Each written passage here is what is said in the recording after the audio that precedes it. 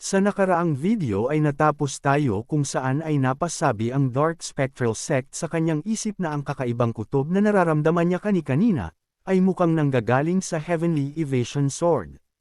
Subalit hindi dahil sa ibang-iba ito, nang napasabi ang ating bida na ito ay ang Nine Heavens World Technique 8th Phase, 9 Dragon Body Reversal. Dahil doon ay napasabi ang sect leader na ang isang ito ay mas delikado pa kaysa noon. Kaya naman ay sa papaanong nagawa pa nito ang ganito. Dagdag pa ay kung bakit mayroon pa siyang natitirang lakas, at mukhang ang Yonjuka na ito ay inaasar siya hanggang dulo. Labis naman na nabigla ang malaking halimaw sa kanyang nasasaksihan, kaya naman ay makalipas ng ilang sandali, ay sinalo nito ang malakas na pag-atake na mula sa ating bida na si Yonjuka. Kaya naman ay matapos na magbigay ng atake ng ating bida, ay agad naman na sinalo ito ng malaking halimaw, upang minus ang sect leader na hindi nito inakala na sa ganitong paraan lamang siya magagawang matalo. Subalit habang hinaharangan ito ng malaking halimaw, ay napansin naman ng sect leader na unti-unti nang nalulusaw ang katawan nito, at makalipas ng ilang sandali, ay nagkaroon naman ng malakas na pagsabog sa kanilang kinaroroonan.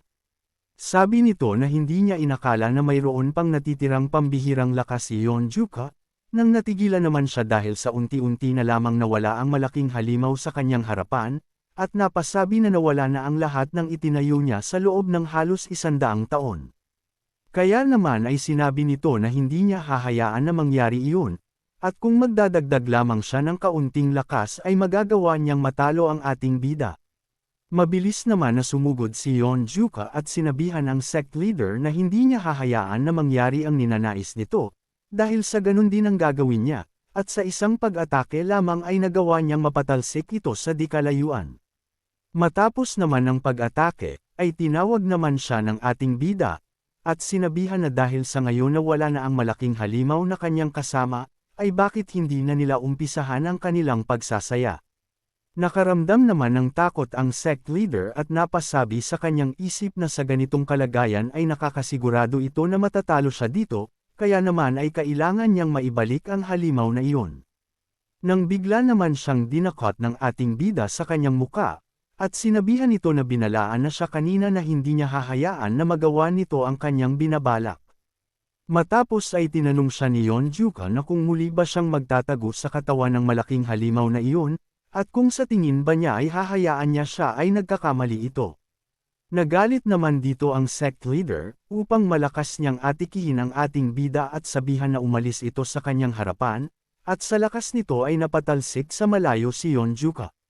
Subalit matapos na gawin iyon ng sect leader ay napapasabi siya sa kanyang isip na naiinis ito dahil sa ang kanyang lakas ay mabilis na nauubos, subalit kanina lamang ay nasa pintuan na siya ng kanilang tagumpay, at nagawa na din niyang halos makumplito ang kanyang lakas na natanggap upang muling simulan ang lahat. Kaya naman napapatanong siya na kung itong araw na ba na ito, ay ang araw kung saan ay ang lahat ng kanyang ginawa ay sa walang kwenta lamang matatapos. Nang natigilan naman siya nang tawagin ito ng ating bida, sabi nito na noong nakaraang labanan nila at ang laban nila ngayon ay may napansin siyang kung ano, at iyon ay ang kanyang mga pagsuntok ay may bitaw kahit pa wala na siyang malaking halimaw. Kaya naman ay bakit hindi na lamang sila maglaban ng personal, kung saan ay gagamit lamang sila ng kanilang purong lakas at kamao. Sinabihan naman siya ng sect leader na base sa kanyang nakikita ay mawawalan na ng malay ang ating bida sa anumang oras, at ngayon ay may lakas pa ito ng loob na magyabang sa kanya, kaya naman ay mabilis lamang niya siyang papastlangan. Bukod doon ay huwag niyang iisipin na matatapos lamang ito ng ganun-ganun lamang, dahil kahit paabutin ng 100 daon ang kanyang paghahantay, ay muli siyang mabubuhay kung saan siya mismo nakatayo, matapos niya siyang pastlangan. Sa di kalayuan naman, ay napapatanong si Ryushi na kung matagal pa ba silang makakarating sa kung nasaan naruroon si Yonjuka, dahil sa tingin niya na sa ganitong bagal nila ay makakarating sila doon na tapos na ang laban. Naiinis naman ang kanyang ama sa kanya habang pinapakinggan siya nitong nagrereklamo dahil sa tingin niya ay masyado na itong matanda upang matawag na King of the Mountain, kaya naman ay napasigaw siya dito na kung hindi lamang siya nakasakay sa kanya ay kanina pa siya nandoon, at bakit ba kasi nito kailangan na sumama sa kanya. Na sinagot din siya nito na iyon ay dahil sa itinaya niya din ang kanyang buhay sa labanang ito, kaya naman ay hindi ba dapat na makita niya din kung sa papaano ito magtatapos. Nang natigilan naman silang dalawa dahil sa mukhang may mga tao nang nauna sa kanila, at mukhang sa tingin nila ay ganun talaga sila kabagal. Sa lugar naman ng mga ito, ay sumisigaw sila ng kanilang pagsuporta kay Yeonjuka, upang mapatanong ang dalawa na kung anong sitwasyon ang nakikita nila ngayon, dahil sa mukhang ang lugar na ito ay isang martial arts arena.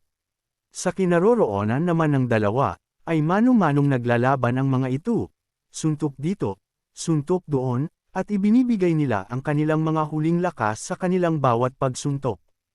Nang naiinis naman na napasabi ang ating bida na mukhang maging ang internal energy ng kanyang kalaban ay mukhang nauubos na din, kaya naman ay bakit hindi na lamang ito sumuko sa kanya.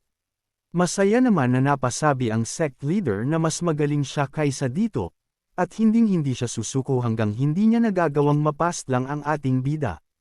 Matapos ay muling nagpatuloy ang dalawa sa kanilang pagpapalitan ng mga pag-atake sa isa't isa, upang mapatanong si Ryushi na kung ano ba talaga ang nangyayari ngayon, dahil sa tingin niya ay madali lamang matatapos ang digmaang ito kung lahat silang nandito ay aatakihin ng sabay-sabay ang sect leader. Kung umabot ka na sa parte ng video na ito ay maaari lamang napindutin ang like at super thanks sa baba bilang pagsuporta. Maraming salamat. Sinagot naman siya ng kanyang ama na hindi ba ito ang pinakamalaki at huling laban ng kasaysayan ng martial world, dahil sa ang lahat ng naririto ay nais na mawaksi kung sa papaanong tatapusin ito ni Yeonjuka. Nang masaya naman na napasabi si Ryushi na kung ito na ba ang tinatawag nilang matinding laban, dahil sa hindi ba mukhang mga tanga na lamang ang mga ito sa kanilang ginagawa. Nang napatanong naman ang kanyang ama na kung sa ganitong paraan ba niya nakikita ang nagaganap ngayon, dahil sa kanyang mga mata ay ibang-iba, at ang nangyayari sa lugar na iyon, ay ang tunay na laban ng mga martial artist. Sa kinaroroonan naman ng dalawa, ay napasabi na si Yeonjuka na ang isang ito ay matigas kumpara sa kanyang inaasahan, kaya naman ay bakit hindi na lamang nila ihinto ito, dahil sa hindi na niya magawa kahit ang may angat ang kanyang mga braso pa. Sinabihan naman siya ng sect leader na kung nais nitong sumuko ay bakit hindi na lamang niya gawin, na sinang-ayunan naman ng ating bida, subalit sabi niya na yun ay kung hahayaan ba ng kanyang mga kasama, ay sa tingin niya hindi. Patuloy naman ang pagsigaw ng pagsuporta ng lahat ng mga nanunood sa dalawa, at maging sinamgung yon ay hindi din napigilan ang kanyang nararamdaman.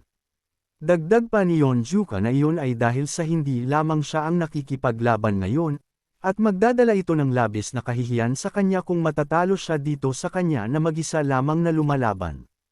Natigilan naman dito ang sect leader, at napapatanong na sa kanyang isip, na kung talaga ba nahanda na siyang makipaglaban sa isang digmaan na hindi niya kayang maipanalo.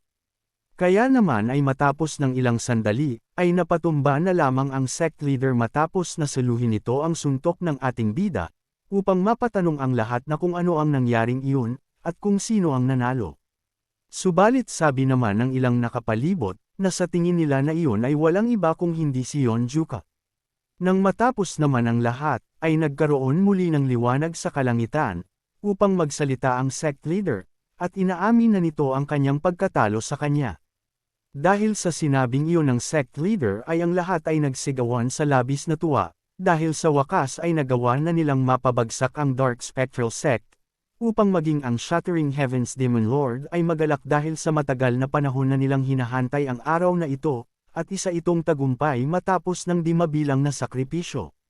Sabi pa niya na ang lahat ng sakit at agam-agam ay sa wakas ay matitigil na, kaya naman ay silang mga tao ng martial world, ay isigaw lamang ng malakas ang natamo nilang tagumpay. Kung nais mo na masubaybayan ang mainit-init na kabanata, ay open lang ang notification bell pagkatapos mo na mag-subscribe.